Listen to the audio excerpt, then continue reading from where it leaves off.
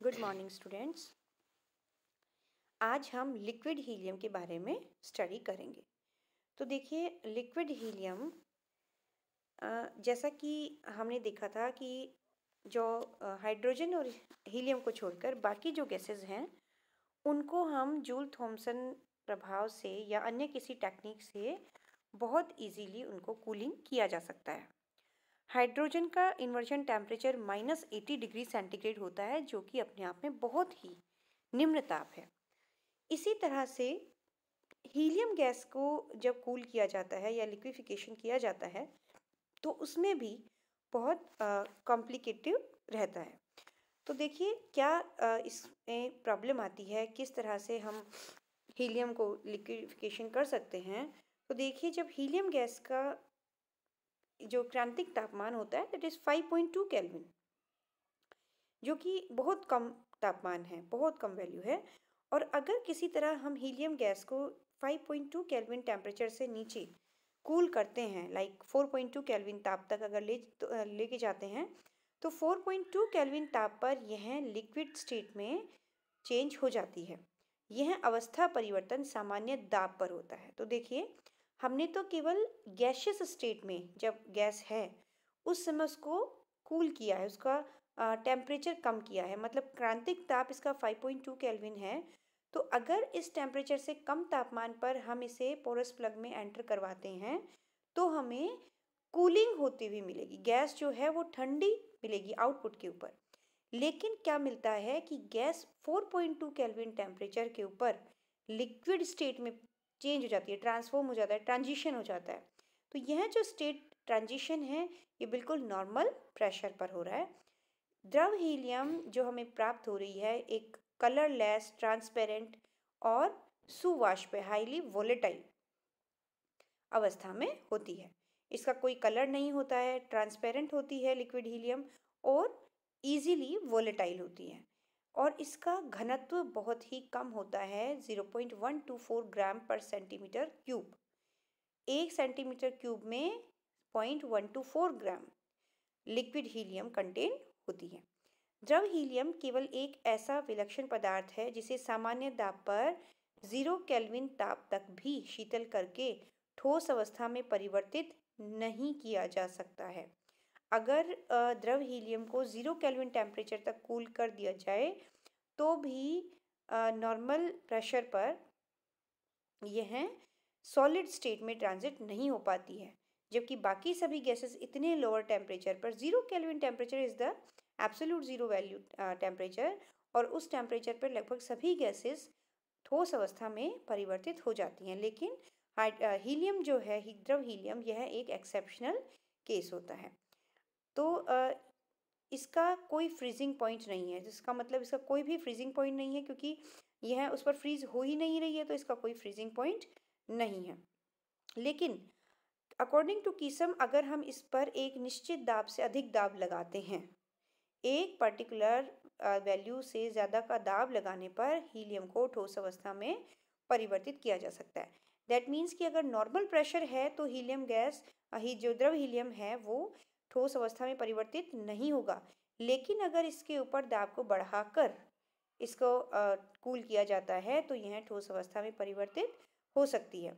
जैसे कि अगर द्रव हीलियम को 23 वायुमंडलीय दाब और 1.1 केल्विन ताप पर 140 वायुमंडलीय दाब करने 1.1 केल्विन ताप पर ठोस अवस्था में परिवर्तित कर सकते हैं। इसी तरह से अगर दाब को बढ़ा दें, हम 140 वायुमंडलीय दाब कर दें, तो 4.2 केल्विन ताप पर ही यह ठोस अवस्था में परिवर्तित हो जाएगी। अगर बहुत ज़्यादा प्रेशर इस पर अप्लाई किया जाए, जैसे कि 5600 ATP, तो 42 केल्विन ताप पर भी यह ठोस अवस्था में परिवर्तित हो सकती है। तो यहाँ पर तो हमने क्या किया कि प्रेशर की वैल्यू बहुत ज़्यादा इंक्रीज कर दी है। तो देखिए, ठोस हीलियम भी द्रव हीलियम के समान ही प्रॉपर्टीज़ होती हैं। उसकी रंगहीन होती है, पारदर्शी होती है तथा सुवाष्प ठोस होता है। द्रव हीलियम के जो डिफरेंट प्रॉपर्टीज़ हैं, जो कि अलग हैं, विलक्षण हैं, इनका अध्ययन करने के लिए हीलियम का फेज डायग्राम हमने बनाया। प्रेशर और वॉल्यूम के बीच में जो डायग्राम होता है किसी मटेरियल के लिए, तो ये होता है फेज डायग्राम। तो देखिए, यहाँ पर दो लाइन हमें दिखाई दे रही हैं, एक तो ABC या BAC और एक DEF।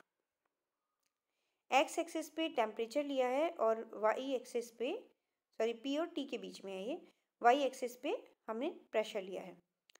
प्रावस्था आरेख में वक्र BAC तत्व हीलियम के बॉइलिंग पॉइंट पर दाब के प्रभाव को व्यक्त कर रहा है। तो यह जो कर्व है BAC, तो इसमें क्या कर रहे हैं कि जो हीलियम गैस है, द्रव हीलियम जो है, उसका जो बॉइलिंग पॉइंट है, क्वथनांक, वह दाब के साथ किस तरह से परिवर्तित हो रहा है, ये हमें BAC कर्व से पता लग रहा है। यह क्वथनांक वक्र क्रिटिकल पॉइंट C, जहाँ पर प्रेशर 2.26 वायुमंडलीय दाब है तथा टेम्परेचर है 5.2 केल्विन से प्रारंभ होकर P इक्वल्स टू 0 और T इक्वल्स टू 0 की ओर अग्रसर हो रहा है। तो CAB की तरफ ये कर्व बढ़ रहा है, इस डायरेक्शन में हमें इसे देखना है। C जो है क्रिटिकल पॉइंट है और क्रिटिकल पॉइंट से स्टार्ट होता है और T इक्वल्स टू 0 और P इक्वल्स टू 0 की तरफ अप्रोच कर रहा है। इस वक्र से नीचे हीलियम तत्व गैसियस कंडीशन में होता है और ऊपर द्रव अवस्था में रहती है। इस वक्र को द्रव वाष्प प्रावस्था रेखा, लिक्विड वेपर फेज लाइन या सैचुरेटेड वेपर कर्व, संतृप्त वाष्प रेखा भी कहते हैं, क्योंकि यह कर्व हमें क्या बता रहा है, गैसियस स्टेट और लिक्विड स्टेट को ट्रांजिशन को बता रहा है। तो यह जो कर्व है ये सैचुरेटेड वेपर कर्व है, या इसके ऊपर तो लिक्विड हीलियम मिलेगी और नीचे हीलियम गैसियस स्टेट में हमें मिलती है। यहाँ पर जो DEF कर्व है हीलियम के फ्रीजिंग पॉइंट पर दाब के प्रभाव को व्यक्त कर रहा है।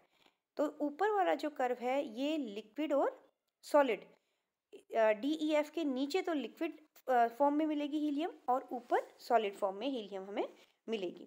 तो यह कर्व फ्रीजिंग पॉइंट पर दाब के प्रभाव को हमें बताएगा। यह रेखा सॉलिड लिक्विड फेज लाइन या फ्यूजन कर्व कहलाती है, सनलाइन वक्र कहलाती है। इससे ज्ञात होता है कि एक नियत 25 वायुमंडलीय दाब से अधिक दाब लगाकर ही हीलियम को ठोस अवस्था में परिवर्तित किया जा सकता है। 25 वायुमंडलीय दाब से अगर नीचे का प्रेशर होगा तो हीलियम हमेशा लिक्विड फॉर्म में रहेगी।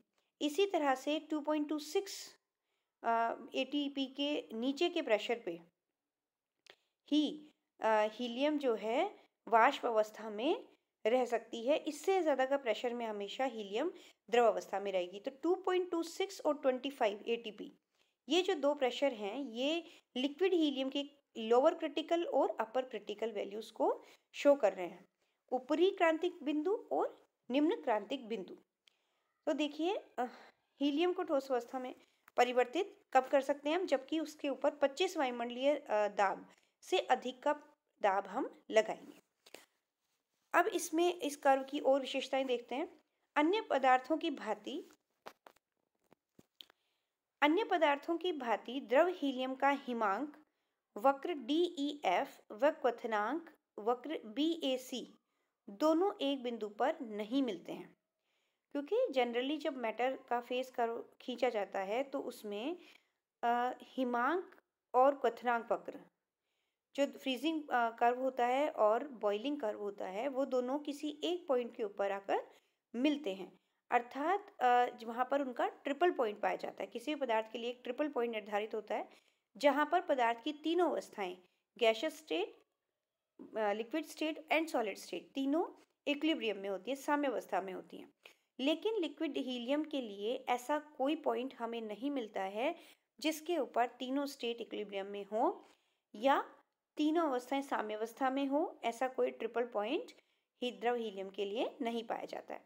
संतृप्त वाष्प दाब वक्र BAC पर एक बिंदु ऐसा होता है जहां वक्र की कर्वेचर या वक्रता में परिवर्तन होता है। इस बिंदु को लैम्डा पॉइंट कहते हैं।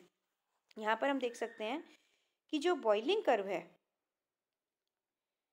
बॉइलिंग कर्व के ऊपर एक A पॉइंट, BAC के ऊपर एक A पॉइंट ऐसा है जहां पर वक्र की वक्रता चेंज हो रही है। इसके पॉइंट के ऊपर टेम्परेचर होता है 2.19 केल्विन एंड प्रेशर होता है 0.05 ATP। इसी तरह से जो फ्रीजिंग कर्व है, फ्रीजिंग कर्व या हिमांक कर्व, यहाँ पर भी एक पॉइंट होगा ई, जहाँ पर वक्र की वक्रता चेंज होगी। इसका प्रेशर 30 ATP है और टेम्परेचर इसमें हमें नहीं दिया हुआ, टेम्परेचर इसका 1.75 केल्विन होता है। तो यह जो पॉइंट है इनको लैम्डा पॉइंट्स कहा जाता है, इनको दोनों को लैम्डा पॉइंट्स कहेंगे, और ई और ए बिंदु को मिलाने वाली रेखा को लैम्डा लाइन कहते हैं। लैम्डा रेखा के दोनों ओर हीलियम द्रव अवस्था में होती है। देखिए, हम देख सकते हैं डायग्राम से, इस पूरे रीजन में लिक्विड हीलियम ही पाई जाएगी, लेकिन लैम्डा लाइन के जो दोनों साइड्स हैं उन दोनों साइड्स पाए जाने वाली लिक्विड हीलियम में की प्रॉपर्टीज में परिवर्तन देखने को मिलता है। तो देखिए, लैम्डा रेखा के दोनों ओर हीलियम द्रव अवस्था में होती है, परंतु इसके दाहिनी ओर का हीलियम द्रव अवस्था सामान्य द्रवों की भांति व्यवहार करता है। इसे द्रव हीलियम फर्स्ट कहते हैं। राइट हैंड साइड की हीलियम को हीलियम फर्स्ट कहेंगे, जिसका बिहेवियर नॉर्मल लिक्विड्स नॉर्मल द्रव अवस्था सामान्य द्रवों की भांति जो नॉर्मल लिक्विड्स होते हैं उनकी तरह व्यवहार करता है। लेकिन जो बाईं ओर की लिक्विड हीलियम होती है उसका व्यवहार एबनॉर्मल होता है और इसे द्रव हीलियम सेकंड कहते हैं। इस रेखा को प्रावस्था संक्रमण रेखा या फेज ट्रांजिशन लाइन भी कहते हैं। तो जो लैम्डा लाइन होती है उसको फेज ट्रांजिशन लाइन या लैम्डा लाइन भी कहा जाता है। तो इस तरह से ये दो हीलियम लिक्विड हीलियम हमें मिलती हैं। अब इनके हम डिफरेंट प्रॉपर्टीज देखते हैं। तो देखिए, इसमें फर्स्ट है डेंसिटी। अकॉर्डिंग टू कैमरलिंग, द्रव हीलियम को 4.2 केल्विन से 1 केल्विन तक अगर ठंडा किया जाता है तो यह देखने को मिला कि पहले ताप घटाने पर घनत्व में वृद्धि होती है, क्योंकि हमने देखा था कि लिक्विड हीलियम का जो डेंसिटी थी वो दैट वाज 0.124 ग्राम पर centimetre cube eight normal pressure temperature.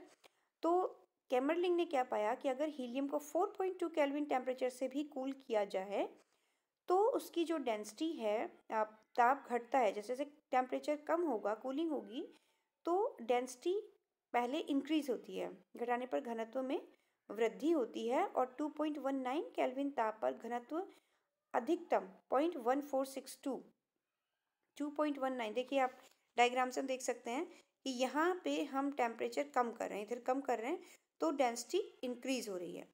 यहाँ पर मैक्सिमम हो जाती है 2.19 केल्विन पर, डेंसिटी बढ़कर मैक्सिमम 0.1462 ग्राम पर सेंटीमीटर क्यूब हो जाता है। इसके आगे ताप को और कम किया जाता है तो घनत्व जो है कम होता है, अर्थात द्रव हीलियम के आयतन में प्रसार होता है। घनत्व कम हो रहा है, इसका मतलब आयतन इंक्रीज हो रहा है। Number of particles in particular area या पर्टिकुलर वॉल्यूम कम हो रहे हैं, तो डेंसिटी जो है कम होगी। ताप के साथ घनत्व में परिवर्तन इस डायग्राम से हम देख सकते हैं। तो यह जो पॉइंट है, ट्रांजिशन पॉइंट है, जो दोनों हीलियम की दोनों स्टेट्स को डिवाइड कर रहा है। इसके राइट हैंड साइड में द्रव हीलियम फर्स्ट हमें देखने को मिलेगी एंड लेफ्ट हैंड साइड में द्रव हीलियम सेकंड। मतलब कि एक्चुअल में गैस सेम ही है, लेकिन एक पर्टिकुलर टेम्परेचर ऐसा आएगा जिसके बाद में गैस की कुछ प्रॉपर्टीज चेंज हो जाएंगी, वो कुछ एबनॉर्मल बिहेवियर शो करने लग जाएगी। तो यह जो गैस अब नई स्टेट में पहुंच गई है, उसकी जो जैसे ही इलेक्ट्रॉनिक स्ट्रक्चर चेंज होता है या कुछ प्रॉपर्टीज उसमें नई चेंज होती हैं, तो वो एबनॉर्मल बिहेवियर शो कर रही है। तो इसको हमने नाम दे दिया द्रव हीलियम सेकेंड। और इधर जो नॉर्मल बिहेवियर हो रहा है द्रव हीलियम फर्स्ट का, तो हम इसे हीलियम फर्स्ट कह रहे हैं। इसी तरह से विशिष्ट ऊष्मा, यदि द्रव हीलियम का ताप 4.2 केल्विन से कम किया जाता है तो 2.3 केल्विन ताप तक इसकी विशिष्ट ऊष्मा लगभग स्थिर रहती है।